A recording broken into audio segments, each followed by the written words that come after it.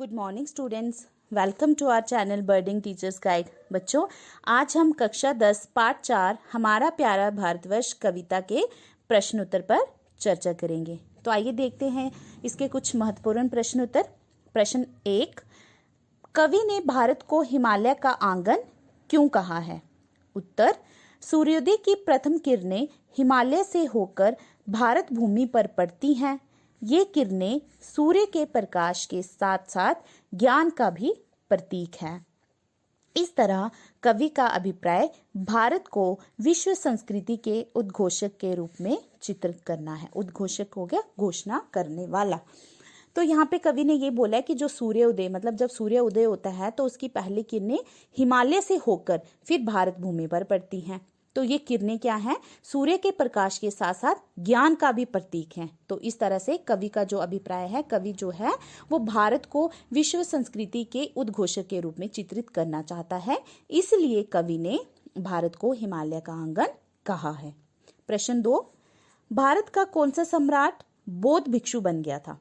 ठीक है, बौद्ध भिक्षु कौन सा सम्राट बना था? यहाँ पे तो कवि ने यहाँ पे तो चंद्रगुप्त के बारे में बताया गया है, अशोक के बारे में बताया गया ना इस कविता में, लेकिन आपको बताना है कि यहाँ पे भारत का कौन सा सम्राट जो बौद्ध भिक्षु बन गया था। ठीक है, तो उत्तर है सम्राट अशोक बौद्ध भिक्षु बन गए थे। कलिंग युद्ध में हुए रक्तपात को देखकर उनके हृदय में युद्ध के प्रति विरक्ति हो गई। उन्होंने राज्य का परित्याग कर बौद्ध धर्म को अपना लिया। उन्होंने सारा जीवन एक बौद्ध भिक्षु के रूप में व्यतीत किया। तो इसमें क्या बताना है कि जो सम्राट अशोक थे वो बौद्ध भिक्षु बन गए थे और उन्होंने कलिंग युद्ध में जब रक्तपात को देखकर उनके मन में क्या हो गया था? युद्ध के प्रति घृणा हो गई थी, घृणा उत्पन्न हो गई थी। तो उन्होंने फिर उसके बाद क्या राज्य का परित्याग कर दिया और वो उन्होंने बौद्ध धर्म को अपना लिया और उन्होंने सारा जो अपना जीवन था बौद्ध भिक्षु के रूप में ही बिताया। प्रश्न 3, किस यवन यूनानी राजा को भारत ने दया का दान दिया था? बहुत इजी है। सिकंदर की मृत्यु के बाद सेल्यूकस ने भारत पर आक्रमण किया। चंद्रगुप्त ने उसे पराजित किया और क्षमा कर दिया। इतना ही नहीं, उसकी बेटी कॉर्नेलिया के विवाह प्रस्ताव को स्वीकार कर यूनान के साथ दृढ़ मित्रता स्थापित की। मतलब जो सिकंदर की मृत्यु हो गई उसके बाद सेल्यूकस ने क्या किया? भारत पर आक्रमण किया। ये यूनान देश का राजा था सेल्यूकस, उसने भारत पर आक्रमण किया और फिर चंद्रगुप्त ने उसे पराजित किया, हरा दिया और उसको क्षमा कर दिया, उसको दया का दान दे दिया। और इतना ही नहीं, उन्होंने क्या किया? उनकी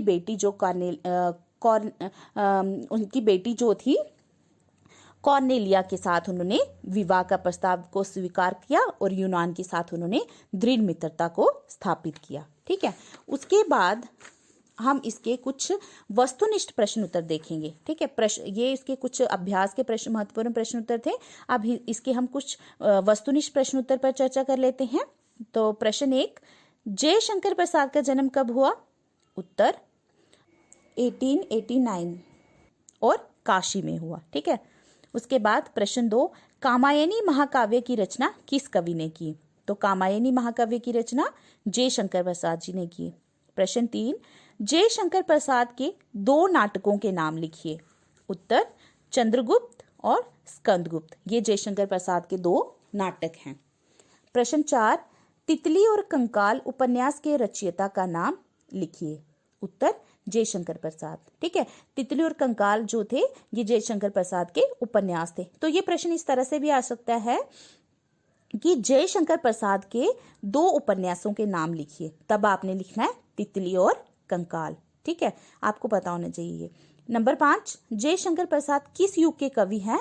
तो उत्तर शायवाद युग के। और ये कैसे कवि हैं? रहस्यवादी। ठीक है, प्रश्न 6, लहर के रचयिता कौन है? तो उत्तर जयशंकर प्रसाद। प्रश्न 7, हमारा प्यारा भारतवर्ष किस भावना से परिपूर्ण है? ये तो मैंने आपको स्टार्टिंग में ही बताया था कि जो हमारा प्यारा भारतवर्ष है ये किस भावना से परिपूर्ण है? देश प्रेम की भावना से, राष्ट्र प्रेम संबंधी रचना है हमारा प्यारा भारतवर्ष। तो ये किस भावना से परिपूर्ण है? देश प्रेम की भावना से।